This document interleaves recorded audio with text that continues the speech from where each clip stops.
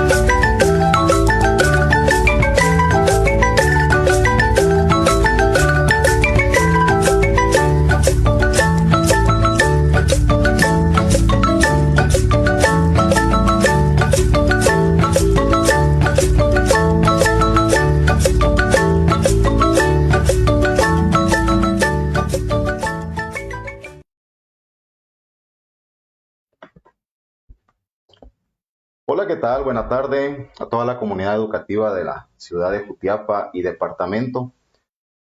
Estamos ya a jueves 18 de agosto 2022, ya casi para finalizar la semana, y el Centro de Recursos para la Educación Inclusiva tiene a bien ya en su proyecto del Barrilete Educación para Todos tener el capítulo 2, episodio 2 de este programa, que tiene la finalidad de poder fomentar la educación inclusiva acá en el municipio de Jutiapa y hacia todos aquellos lugares en donde los padres de familia, los docentes, jóvenes, todas las personas en general quieran saber.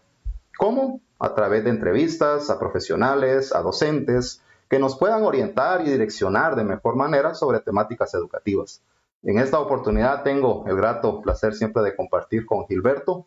Él es docente también del Centro de Recursos. ¿Y cómo estamos, Gilberto? Buena tarde. Pues gracias a Dios aquí estamos ya iniciando una nueva tarde con este delicioso calorcito de Jutiapa y yo, como he dicho siempre, quitándome el calorcito con una deliciosa taza de café y aquí estrenando tazas nuevas con el logotipo del Barrilete. Espero pues te agraden y aquí con una maravillosa compañía, con una compañera de estudios del Colegio Magisterio, de tiempo muy, muy cercano. No sé si me haces el favor de presentarte. Yo solo te conozco de toda la vida como Carlita. Como Carla, sí. Gracias. Hola, buenas tardes. Qué gusto. Gracias por invitarme para estar aquí compartiendo con ustedes esta tarde.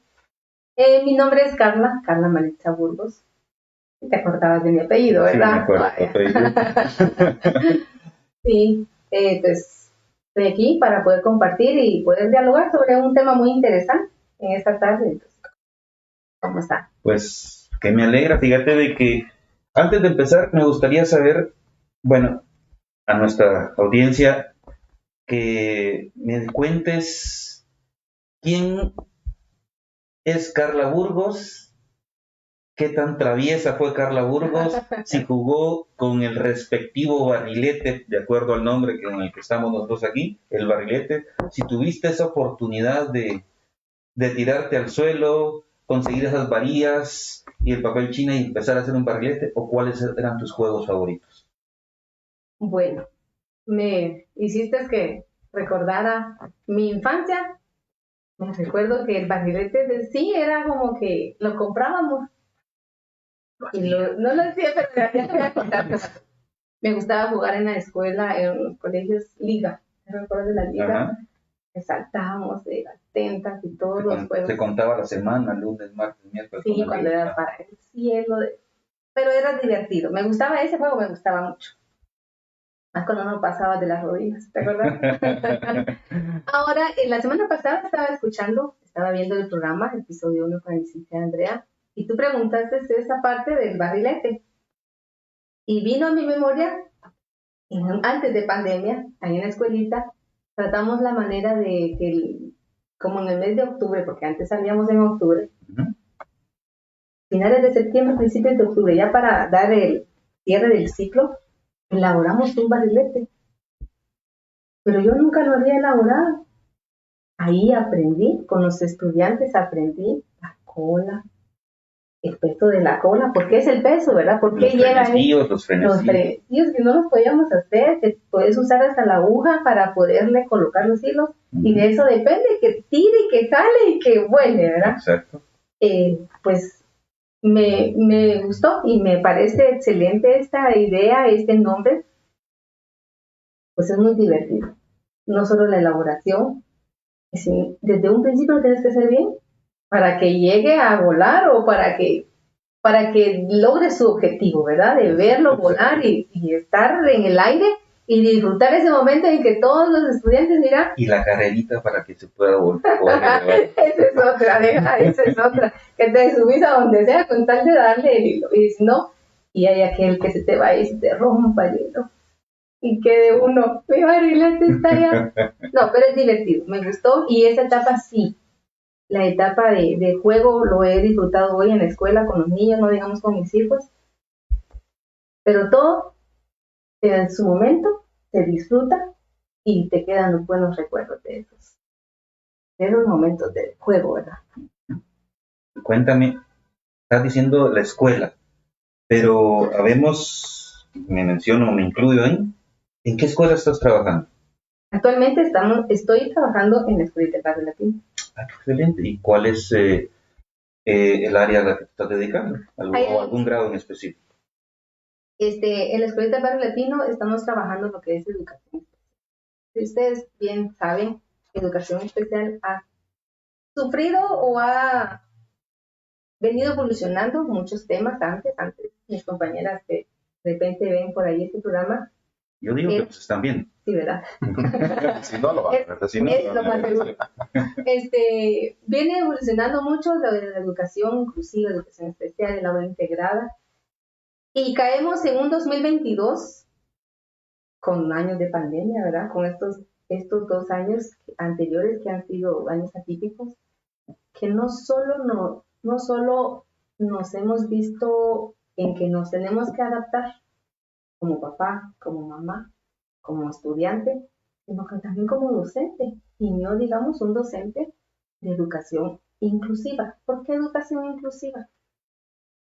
Porque le vas a dar la oportunidad a poder atender, a poder aceptar, a poder apoyar al estudiante independientemente de su condición, independientemente de su discapacidad que presenta, su problema de aprendizaje, su lento aprendizaje, su forma, su conducta también, ¿verdad? Entonces, toda esa parte, pues estamos ahí en la escuelita, hemos llegado a poder apoyar a muchos estudiantes y siempre he dicho, mi admiración ha sido para las maestras de grado, ¿verdad? Porque ellas son las que están la mayor parte del tiempo con ellos. Y nosotros solo venimos a reforzar aquellas áreas en donde ellas encuentran una debilidad, buscando estrategias, buscando material. Y es muy importante que todos, tal vez no solo yo que sea maestra de educación especial, sino que toda la comunidad pueda tener abrirse a ese espacio, a esa idea de incluir a todos. Aunque alguien dice, un niño especial requiere más tiempo, requiere que desarrolles, elabores su material diferente, pero con el mismo objetivo de que aprenda a que socialice. Sí, es increíble de que dices de un material diferente, pero si recordamos, cada estudiante aprende de forma diferente y ese material diferente que vamos a hacer, es más, nos va a servir para facilitarnos ese aprendizaje al resto de estudiantes. Claro, sí, pero sí, es cierto, es diferente, pero si tú vas a pasar una prueba y sabes que hay alguien con una capacidad o una discapacidad, no le vas a pasar la misma prueba. Tienes que, y siempre también hay algo que me gusta y deben saberlo, el maestro es creativo. El maestro tiene una creatividad, tiene una imaginación, tiene ese don, ¿verdad?, de ser maestro, de poder adaptar no solo esa prueba, ese contenido, esa actividad, o esa lección que vas a dar, o ese tema, o ese curso, o esa clase que vas a dar, y la vas a dar adaptándola a todos. Y en ese ratito decís, bueno, ¿y cómo va a ser Janito? Tengo esta estrategia. No, él no lo va a hacer con este material, lo va a hacer con este. Se le dices el mismo material, o se lo dices de otro color, o se lo dices en otra forma, pero se lo dices. Y eso es la inclusión. Sí, fíjate que lo que está mencionando Carla es grato tenerla por aquí y hoy vamos a platicar de todo un poquito. Lo que no va a alcanzar el tiempo. Sí, vamos a requerir de más espacio, de más tiempo. Está bien. Sí, lo que está comentando Carla es bastante importante y tiene mucho que ver con la temática que vamos a platicar el día de hoy, que es qué tan importante es la estimulación oportuna en el ser humano, en los estudiantes, en la persona en sí, ¿verdad?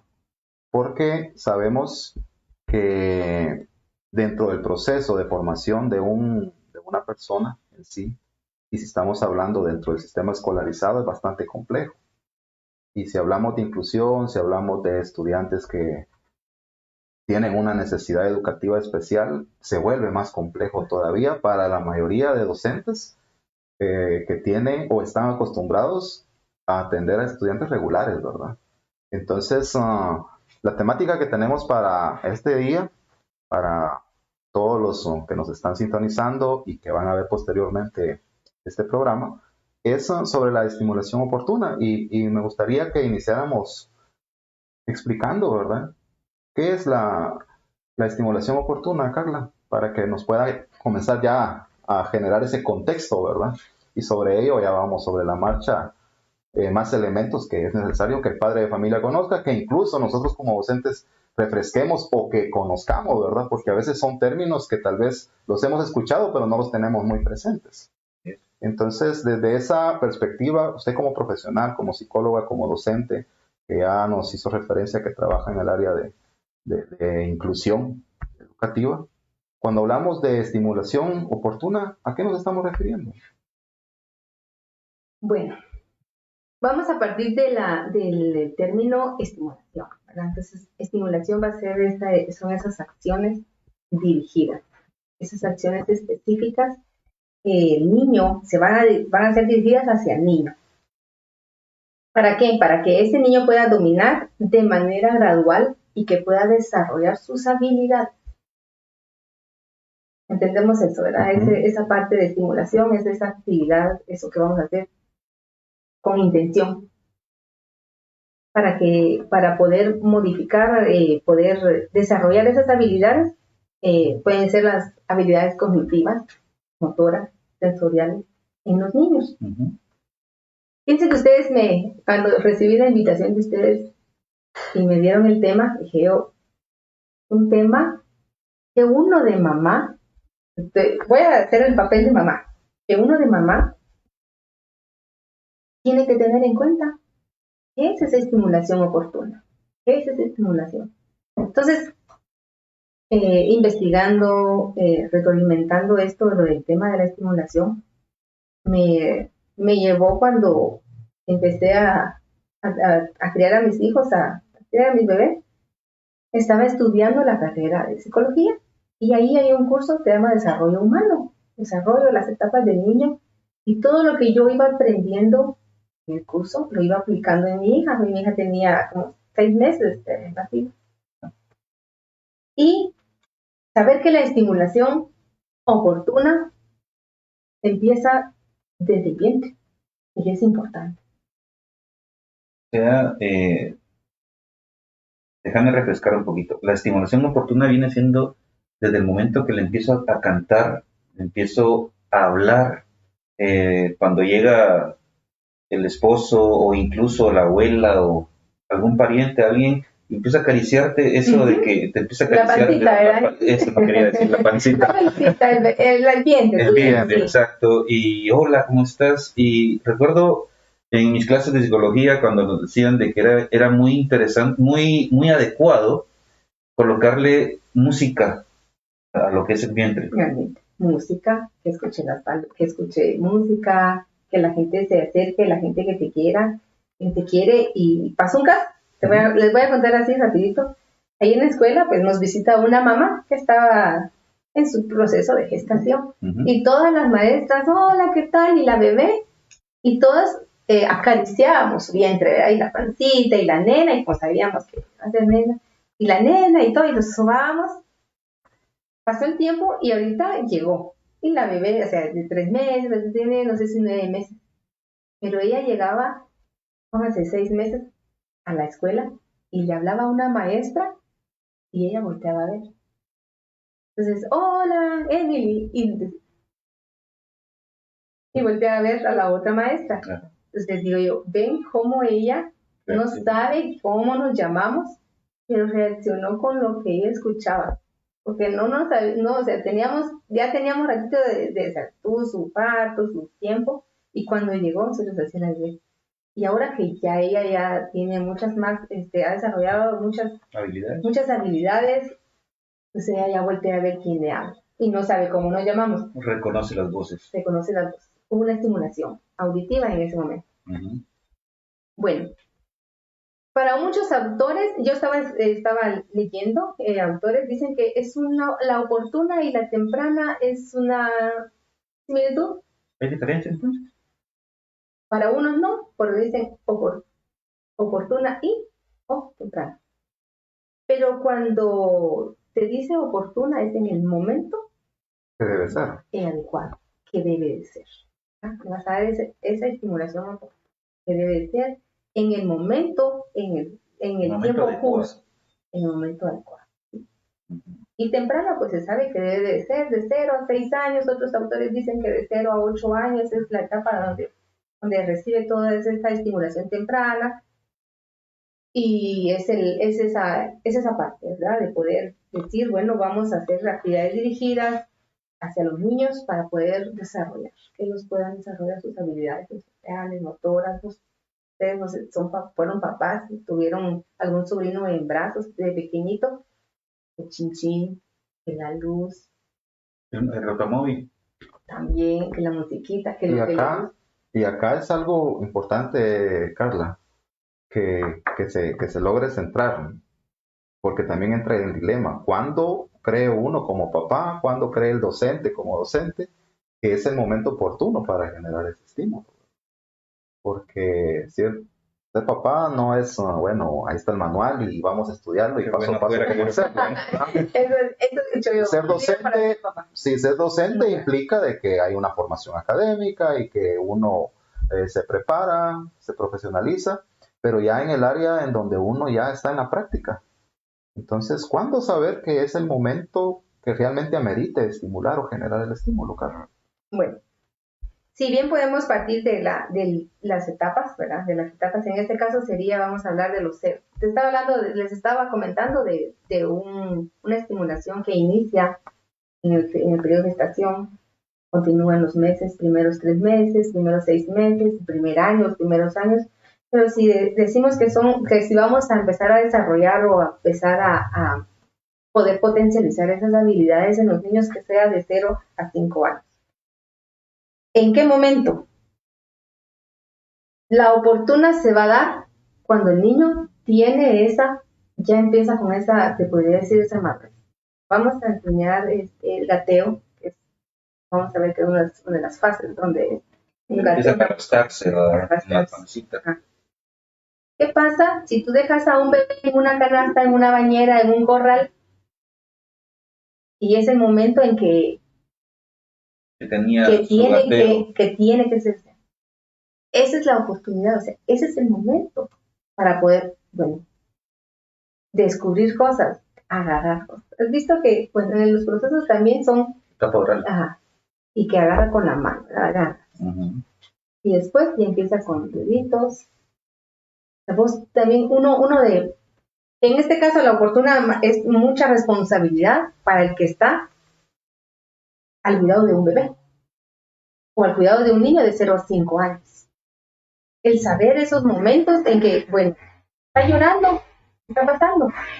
¿Crees que está llorando? Y dice uno, que se le desarrollen los plumones. Dice uno, que un poquito para que se les... No, el bebé está llorando porque el llanto está diciendo que es su forma de comunicarse.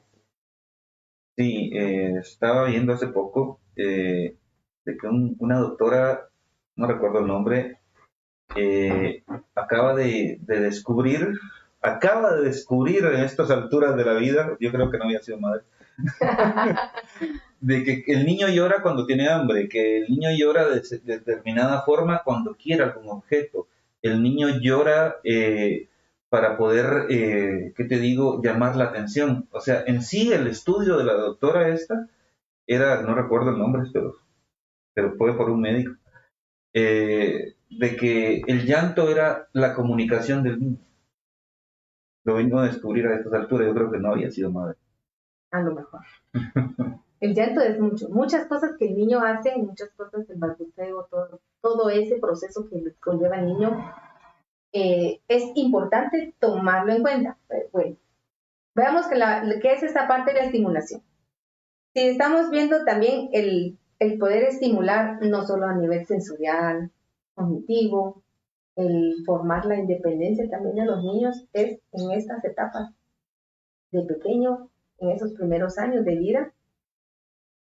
Le comentaba a mi compañera que iba a venir a compartir con ustedes este tema y les decía que importante es que la maestra y que el padre de familia sepa qué es estimulación oportuna, temprana, primaria, pero me decía ella de que hoy en día muchos, y ustedes a ver si me contradicen o me dicen que no están de acuerdo, muchos papás muy temprano tiempo ya llevan al bebé, llevan a su hijo a una guardería, los llevan a un colegio donde está el maternal, ¿verdad?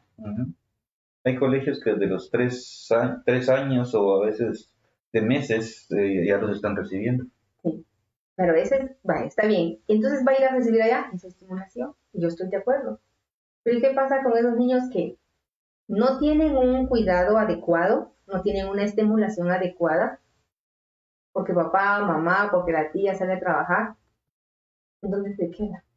¿Dónde está ese amor familiar? También, es muy importante. Porque está bien, le pueden dar en el establecimiento educativo que se encuentre la mejor atención, pero la mamá y el papá están ausentes.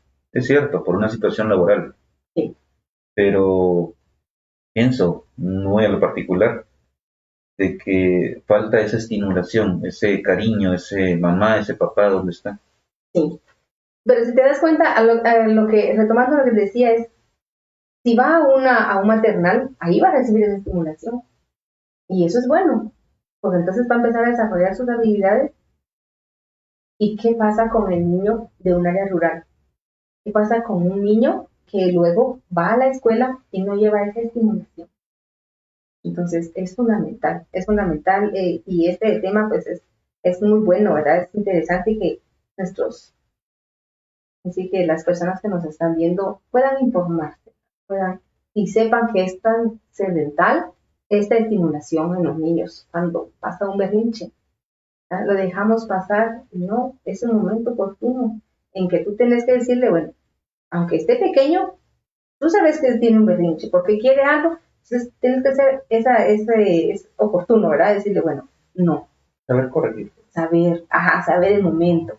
Pero esto lo vas a hacer y lo vas a corregir, porque estás con él, ¿verdad? Pero muchas mamás, entonces dejamos a los bebés con una tía, porque tenemos que ir a trabajar. Entonces ahí va una ausencia de esa parte de esto. Sí, y enmarcado a lo que está mencionando, que hay centros educativos que dan ese servicio desde edades, sí, desde edades muy, muy tempranas. Pero acá también tenemos que tomar en cuenta algunos factores de carácter social que inciden a que hayan muchas familias.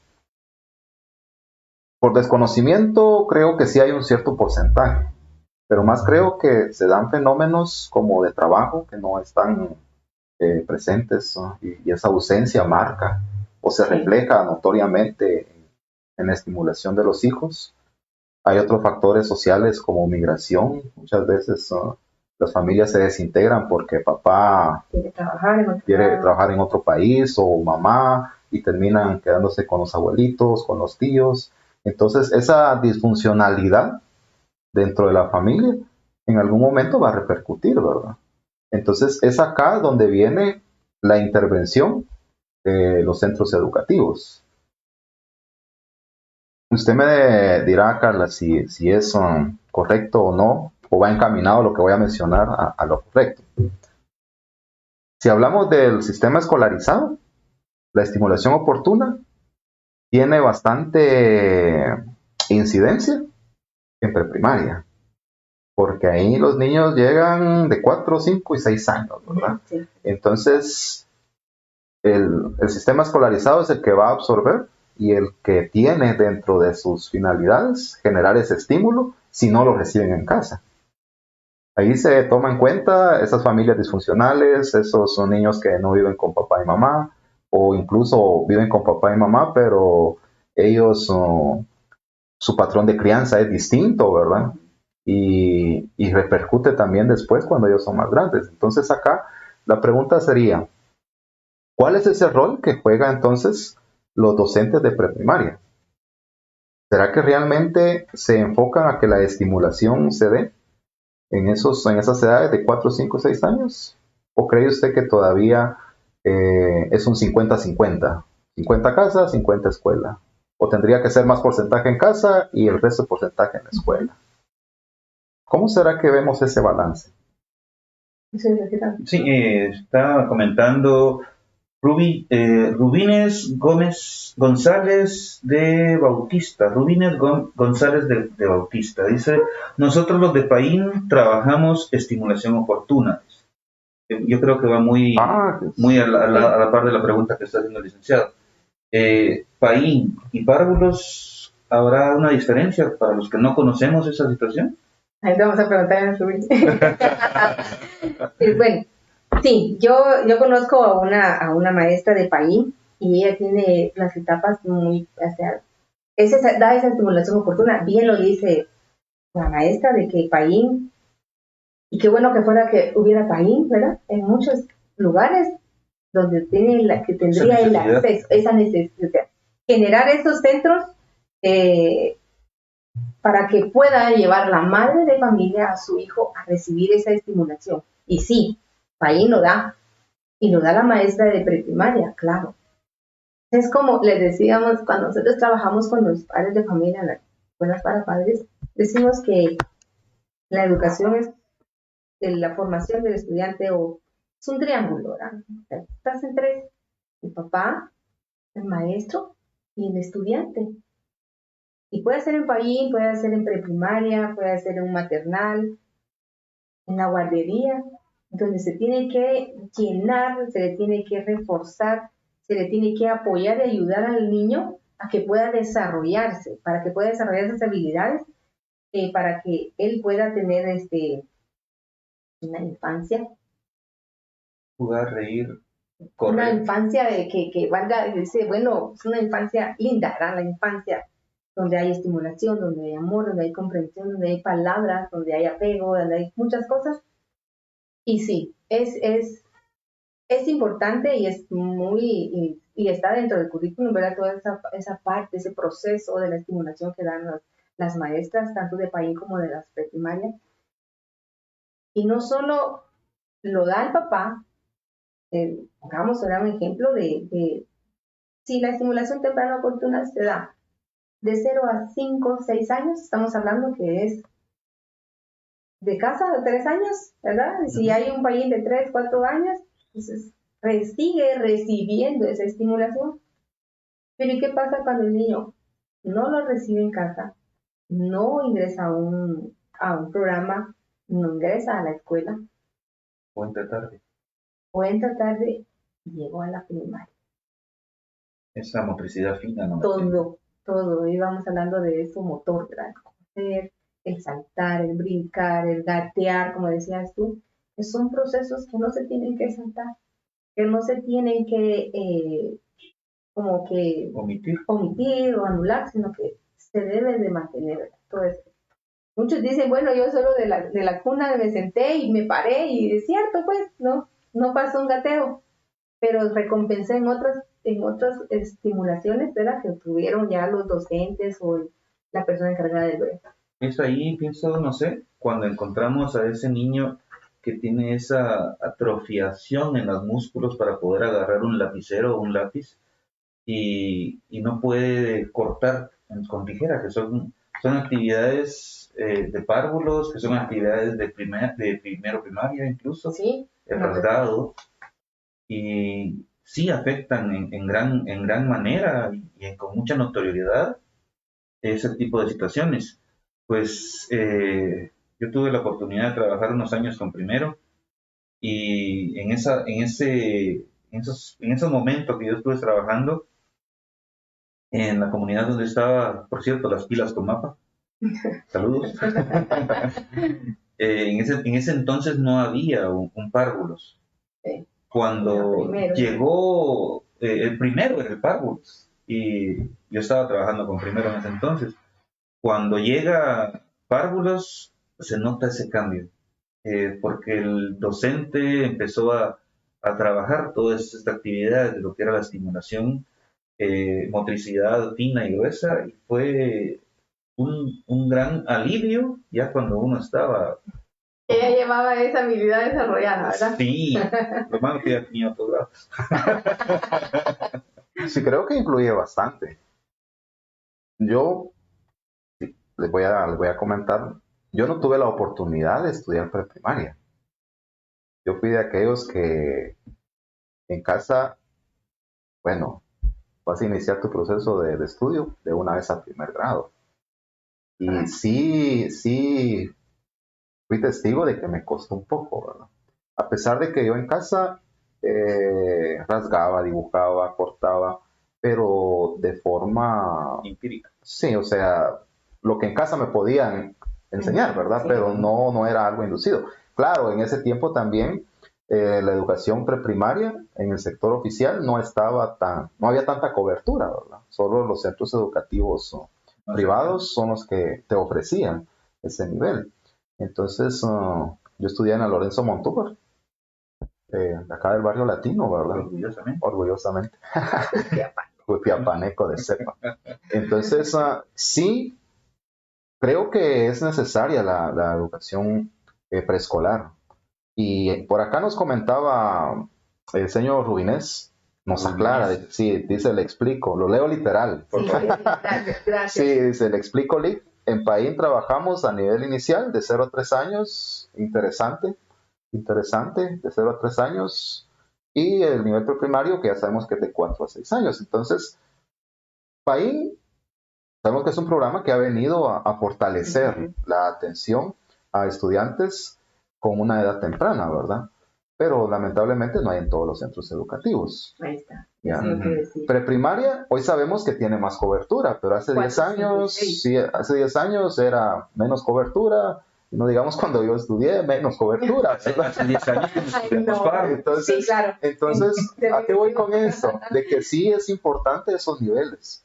Y es importante esa preparación y profesionalización de los docentes que atienden y ese compromiso que adquieren también. No solamente del trabajo que asumen, sino que el trabajo que hacen con los chicos, ¿verdad? Y esa proyección que también tienen dentro de las comunidades. Entonces, nos ha comentado Carla que la estimulación oportuna entonces es en ese momento, ¿verdad? En donde se requiere, en donde existe, donde se va a fortalecer, ¿verdad? Ciertas habilidades, se va a desarrollar ciertas capacidades. ¿Qué áreas específicamente son las que se deben de estimular, Carla? Para que nos quede más en contexto, sí. Lo que dice nuestra compañera maestra es bien importante. Imagínate, un país de 0 a 3 años, que vaya un niño con de unos 9 meses o de 1 año y empezar a recibir la estimulación de ese programa, excelente, qué bueno. Y mucho mejor cuando llega a casa ese bebé o ese niño y se refuerza en casa. La sociabilización que lleva de Payín a casa. De Payín a casa. Y luego, cómo ese niño sale de Payín y puede ingresar a una preprimaria y continuar desarrollando todas sus habilidades, sea cognitivas, ya les había mencionado, sensoriales, porque cuando mencionamos la palabra sensoriales, que él va a involucrar sus 5 sentidos. Vista, tacto, olfato. Todo. Entonces, va también...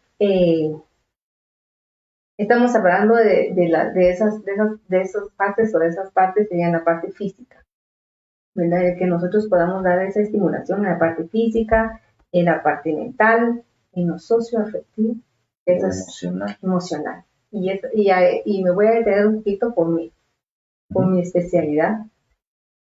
De lo físico está bien, pues tiene que aprender a gatear, a brincar, a correr y hacer sus actividades corporales o que él pueda involucrar su cuerpo, ¿verdad?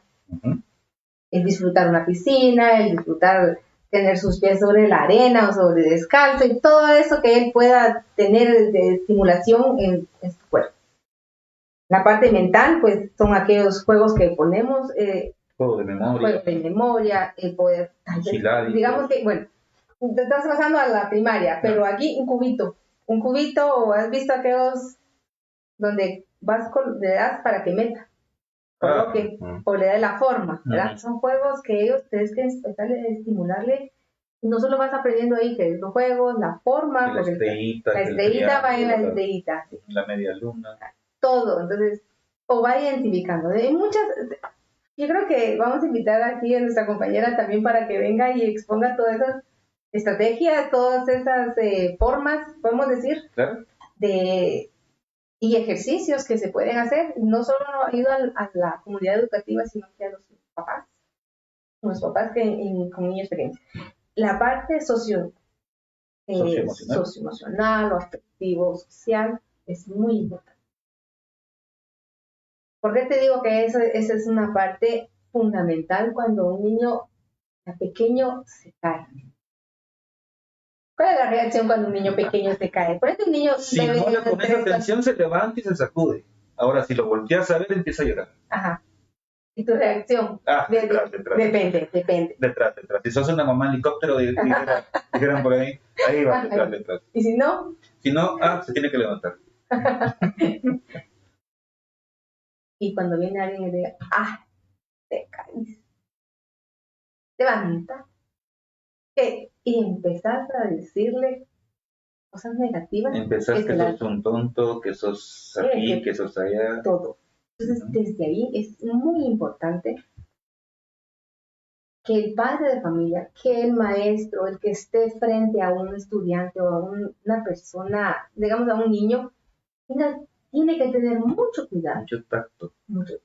El qué decir y cómo decirlo. Claro, porque si se cae un niño de 2, 3 años y vos le pegas la gritada y lo espantás. Uno. Ahora les voy a hacer una pregunta tan sencilla. Tan picaresca. No. Eso va a ser después. Bueno. Miren, ¿cuándo creen ustedes que se dan las fobias? ¿Aquella que va pasando una cucaracha? ¿Por qué? Porque lo hemos enseñado. Porque alguien gritó cuando vio una cucaracha. Entonces el niño lo vio Y dijo, sí, es una cucaracha. Entonces, como vio, gritó y se sube y hace el alboroto, porque yo lo pasé. ¿Y qué hace una cucaracha cuando te ve? Creo que tiene más miedo. ¿A qué horas me van a comer? Tiene como un ratón. Dice uno, ¿cómo fomentamos esos miedos desde pequeño? Cuidado, ay niño, no te salgas porque te va a llevar el gol. No te salgas porque el fulano. Entonces vas creando muchas cosas. Vamos a lo afectivo y emocional. Pero recordemos también, aparte de lo que dijiste, es muy importante, que las fobias son esos miedos ocasionados que los vamos enfocando en ocasiones a esos insectos. Porque yo creo que las personas que me conocen y las que no, pues hoy lo van a saber. Yo le tengo miedo a las cucarachas. Las cucarachas, le tengo un miedo. O sea, que él es de lo que está mencionando ahorita. Sí, yo soy de los que No sabía. porque sí, claro, ¿Qué pasó? cuando yo era pequeño, al principio yo jugaba con las cucarachas. No le tenía ningún miedo.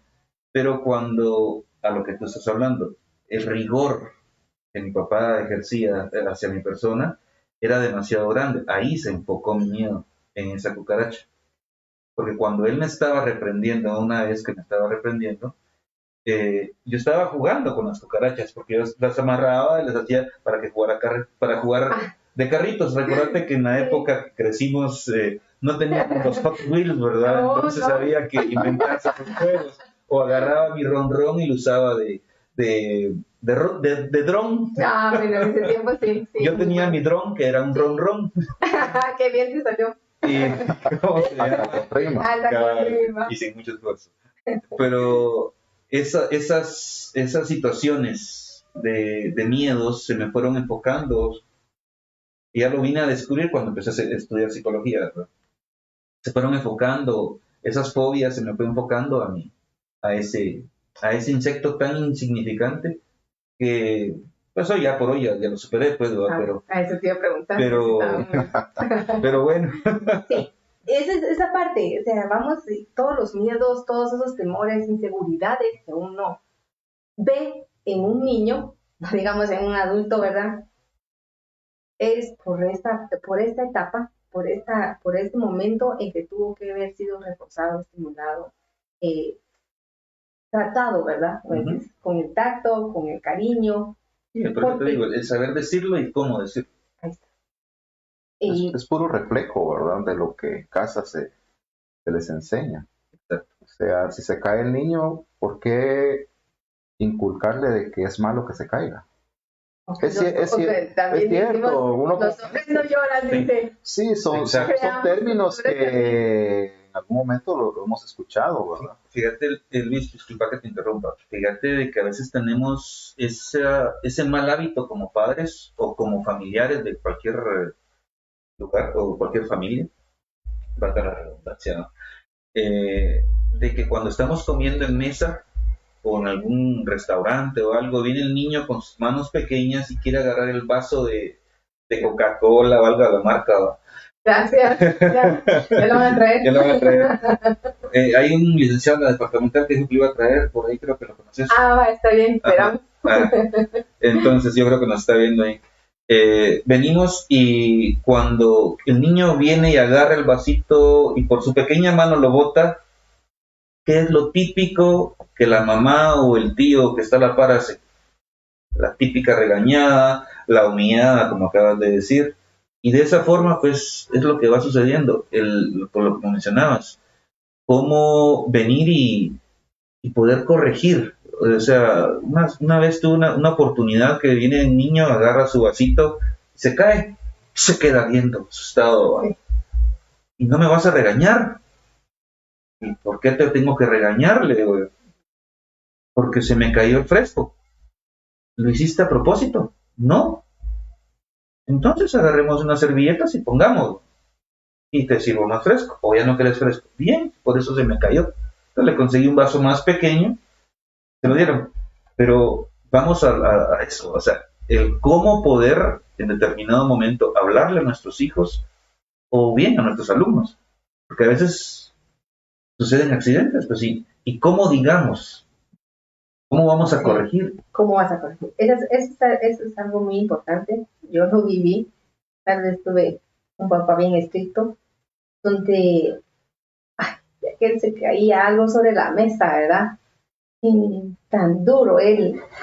O tal vez se quebraba un vaso de vidrio. Yo no sé si a alguien les pasó, se quebraba un vaso de vidrio. Hoy se cae una taza ahí en mi casa. Y todo así como que, ¿qué pasó? ¿Están bien? Sí, vaya, ya lo recogimos. Pero fue algo que yo, porque hay patrones que tenés que romper. Porque si mi papá me regañaba cuando botaba algo en la mesa, ¿verdad? Entonces ya era un malestar porque derramó en el fresco. Y me pasó con mi hija, la pequeña, bueno, no la pequeña, la grande cuando estaba pequeña. Derramó, entonces se conoce a mi esposo, pues él reacciona así como que, y se manchó todo y él así enterado, y le digo, tranquilo, ¿qué pasa? ¿El de la Coca-Cola, decís? Sí, claro. Y dice, ¿pero qué pasa? Le digo yo, es que mira, que no sé qué. No, tranquilo, ahorita lo arreglo. Entonces, otra vez se caía y ya no pasa nada. Y yo no voy a volver a repetir el patrón o la conducta que pudo haber hecho mi papá en mí. Si se quiebra un vaso, pues hay más. Pero también yo tenía que entender que si vas a tener a un niño, no le vas a dar un vaso que no pueda agarrar con sus manitas. O cuando venís y le decís, anda, tráete el fresco. Y es un gran pichel y el niñito apenas lo puede agarrar y lo regañas y lo botas. No, o sea, también tenemos que tener esa... También tenemos que tener esa coherencia para pedirle al niño... Y si lo bota, pues no fue problema tuyo, o sea, sus manos, su peso, no lo puede hacer. Pesaba más el fresco que él. Sí, creo que acá es algo que se tiene que dar en familia. Educar al papá y a mamá sobre esta temática, ¿verdad?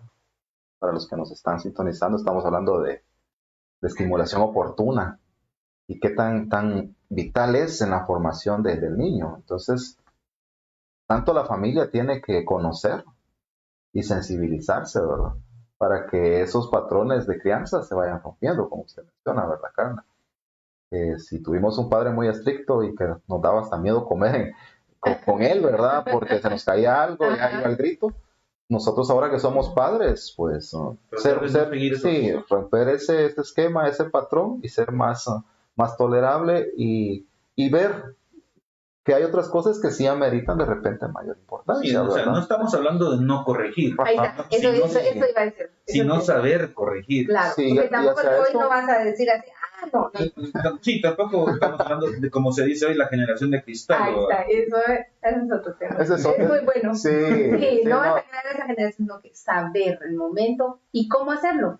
Bueno, si sabes que derramó algo porque el vaso no era el cuánto, entonces tú le vas y le colocas un vaso, ¿verdad? Y pequeño. Ahora, si por andar jugando o por no estar en lo que uno está, entonces ahí sí ya tienes que ver, ¿verdad? ¿Qué pasa?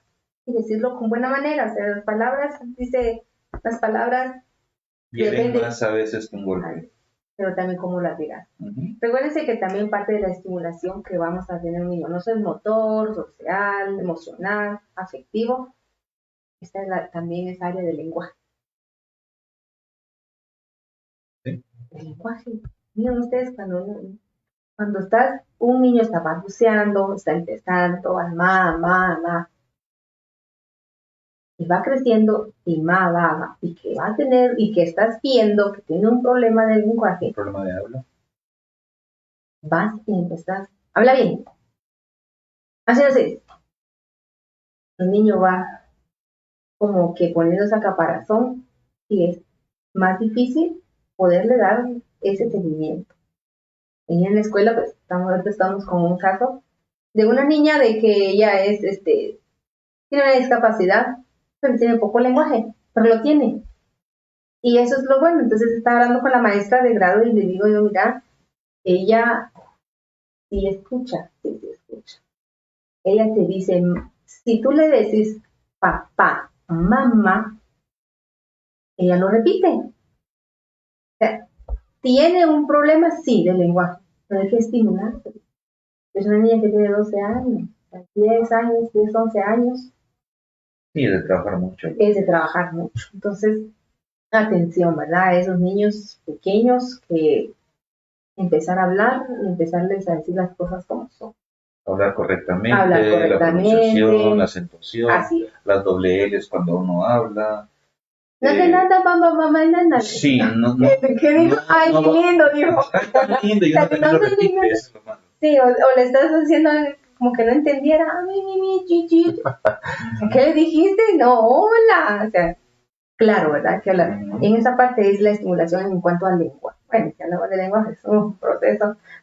Sí, Ponerlos a hablar en espejo, por ejemplo. También, sí, es muy importante. Son temas muy complejos. Sí. Yo sé que la hora que tenemos nos quedaría de repente mucho de que, ¿No? sí, muchas cosas que de repente no podríamos abordarlo en poco tiempo. En relación a lo que está comentando Carla, es importante entonces saber cuáles son esos beneficios que conlleva una estimulación oportuna en el momento que debe ser. ¿Cuáles podría usted puntualizar como esos beneficios que sí o sí el padre debe de conocer, el mismo docente debe de conocer para que esta estimulación realmente sea funcional? Bueno, beneficios hay muchos, pero voy a enfocarme en unos cuantos. En la seguridad. Un hijo seguro, libre de temor, libre de miedo, de un miedo infundido, ¿verdad? La seguridad que vamos a crear nuestros hijos. Hijos que sean tolerantes. Uno de los beneficios es que debemos también de todo ese, de llevar un proceso, pongamos de estimulación, está bien, que sea el proceso escolar del niño y que vaya de la mano con el padre de familia. Entonces vas a ver ese beneficio en cuanto a fortalecer en él su seguridad, su autoestima, el amor propio. Hace poco entré en la escuela, no voy a mencionar el grado, entré a un grado y trabajé en un croquis nuestro nombre. Y entonces les dije yo, bueno, pongan cosas bonitas, cualidades, que las describan con la inicial de su nombre. Entonces está diciendo que, bueno, mi nombre empieza con K y no hay una, digamos que es una cualidad, no, pero pongámoslo con una falta ahí cariñosa. ¿verdad? Cariñoso. Entonces a otro niño, Humberto, con H, honesto. Pero cuando llegabas a otro decía Aragán. El valorización que él mismo se tiene. Entonces, que vos sos alegre. No, me decían los niños. Entonces, uno de los beneficios de una buena estimulación, de un buen acompañamiento, tanto papá, maestro y hacia el niño, hacia el estudiante, es fortalecer esas áreas afectivas, te digo yo, afectivas, de poder decir, bueno, es seguro. Lo importante también de que uno de maestro, generar esa confianza hacia los estudiantes. Porque si estás viendo, como se diría, a ojo de buen cubero, que el niño tiene esos problemas, que ya los trae de casa, venir y fortalecerlo en el salón, independientemente del grado que esté. Es muy importante lo que es PAIN, lo que es párvulos, pero darle ese seguimiento en cada uno de los grados que se encuentren, desde primaria, diversificado, fortalecimiento emocional a las habilidades que todos tenemos, porque a veces las tenemos perdidas. ¿Perdidas por qué? Había un libro que se llamaba El Bien Hecho, no sé si lo leíste.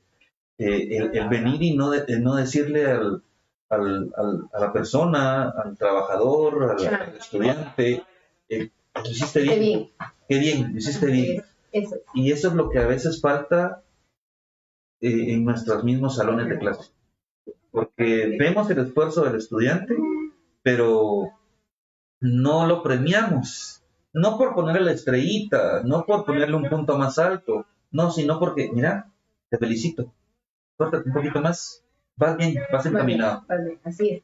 Esas son las palabras de aceptación, las palabras que van a reforzar. Entonces, cuando tenemos esos beneficios, donde vemos a un hijo seguro, Cuando vemos a un hijo que le preguntas y te responde coherentemente y te dice, te expresa sus sentimientos, mira, estoy triste, tengo esto, no quiero esto, me pasó esto. Muchos son los beneficios de una estimulación a tiempo, oportuna, temprana y con una continuidad. Sí, y otra cosa, por último, enseñarle a los estudiantes, en este caso a los hijos, a que hablando es mejor que un berrinche, dialogar. O sea, ¿qué tenés? ¿Qué sentís? Ajá, ahí está, eso es importante. ¿Qué sentís? ¿Por qué estás así? ¿Cuál es lo que te está generando esa cólera? Y esperar a que te responda. Porque si entonces, ¿qué pasó? ¿Qué no sé qué? Y no le dejas no dejarme hablar, entonces esa parte que voy a decir, bueno, sí, ¿qué te pasó? Tal vez no te va a responder, pero va a aprender. pero va a aprender. Y es también, y miren, este tema es tan grande que después vas y decís, ¿por qué le hacen bullying? ¿Por qué reciben bullying? ¿Verdad? Porque hay niños más duros, más fuertes de carácter, más organizados, hay de todo, por todas esas etapas. Y recuerden que es importante también enseñarle a nuestros hijos, aparte de una estimulación, es el manejo de tendríamos que tenerlo nosotros. Un manejo. Sí, es bastante complejo lo que está mencionando Carla, Gilberto, pero creo que tenemos que mantener siempre la buena vibra, Sí. la esperanza de que cada vez van a haber padres más inclusivos con sus propios hijos dentro de sus hogares. Cada vez vamos a tener más docentes empoderados con este tipo de temáticas, Sí. y que si están haciendo bien su trabajo en las escuelas, pues lo pueden seguir fortaleciendo, y que tengamos generaciones que sean más comprometidos con su identidad, de que ellos sepan quiénes son, de que sean más seguros, como lo que usted menciona, ¿verdad, Carlos? Que tengan esa noción de que cuando ya pasen a primaria, ellos van a poder valerse por sí mismos en muchas de las actividades que ya en primaria se requieren, ¿verdad? Y que se fortaleció tanto en preprimaria. Ya estamos finalizando con el tiempo. Bueno, chicos de recreo. Sí, para los chicos del recreo. Ya están los chicos de recreo, nuevo programa. Para finalizar esta parte, Carla, consejos, un par de consejos que pueda usted darnos y que podamos poner en práctica en algún momento con nuestros hijos, con nuestros alumnos, con todas aquellas personas que vamos a tener a bien poder trabajar con ellos. Sí, gracias. Voy a puntualizar en 4. Okay. El primero va a ser la calidad y la cantidad de tiempo que tú puedes dedicar. Diferíamos ahí con un compañero de la cantidad y la calidad, que no hay diferencia, pero ¿qué pasa si papá está todo el día en la casa? Pero él está el niño, él en teléfono y él en la tablet. O sea, ahí ¿qué hay? Hay tiempo, pero no hay calidad. Ahí está, sí, ¿verdad? Pero entonces, el poco tiempo que yo puedo estar con mi hijo va a ser de calidad, ¿verdad? Es esa esencia que yo le voy a dedicar. La otra va a ser dar tiempo al juego. En el juego se aprende. Iba a hacer referencia de que la maestra puede decir de que el niño tal vez no va a la primaria porque va solo a jugar. Así es como va a aprender. Aprende de arriba, abajo, izquierda, derecha, largo, corto y todo es este proceso del aprendizaje de ellos. Darnos ese tiempo con ellos y aprender y reforzar y estimular a través de los juegos. Tener cuidado con la forma en que los tratamos, independientemente si estamos corrigiendo, si estamos enseñando, si estamos reforzando alguna conducta o algo, el cuidado cómo lo vamos a hacer, qué palabra vamos a utilizar, y sabiendo que esas palabras van a estar aquí para el resto de la vida. Así.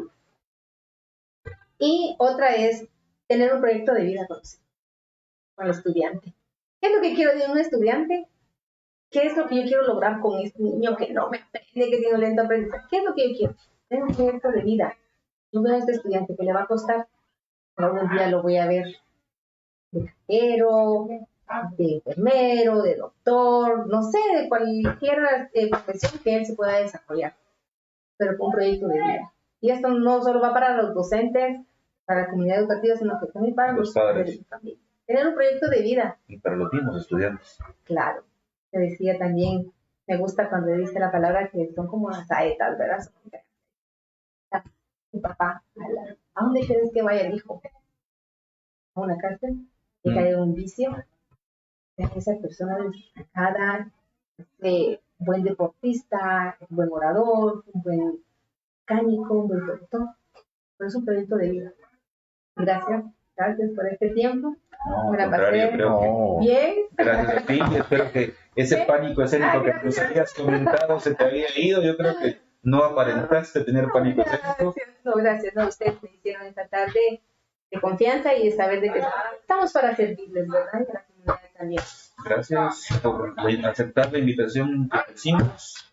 Luis, te cedo el micrófono. Gracias Por estar aquí. Gracias, Carla, por su tiempo. Sabemos que usted hoy tuvo una agenda bastante comprometida. Gracias. Y a pesar de ello hizo espacio para estar aquí compartiendo con nosotros y con toda la comunidad educativa que se conectó en vivo y que va a estar viendo la transmisión. Lo que queremos, como lo marcamos desde el principio, es que estos espacios sean de un aprendizaje colectivo desde nuestra trinchera, que es acá desde el Centro de Recursos para la Educación Inclusiva, auxiliándonos de los profesionales que invitamos, profesionales jutiapanecos y que están en pro de poder fortalecer la sociedad de nuestro departamento, por ende de nuestro país. Y agradecimiento a cada uno de los que, por sus observaciones, comentarios, lo vamos tomando de una forma muy enriquecedora para este proceso y poco a poco vamos a ir fortaleciendo también este programa. Entonces, un agradecimiento para el Inge Dick Douglas, que nos por ahí nos apoyó ahí, nos apoyó por ahí un par de tips. De la misma manera a todos los docentes que han estado comentando en las publicaciones anteriores, para nosotros es muy gratificante todo eso. Entonces, gracias Carla por haber venido, por sus palabras, por la orientación que nos dio sobre esta temática. Gilberto, también es un placer compartir con vos. Y nos saludaremos en una próxima oportunidad. Nos miramos hasta el próximo jueves. El próximo jueves y a las 2 de la tarde. Si andamos todavía por acá en estos Sí, no tan Feliz tarde a todos. Feliz tarde.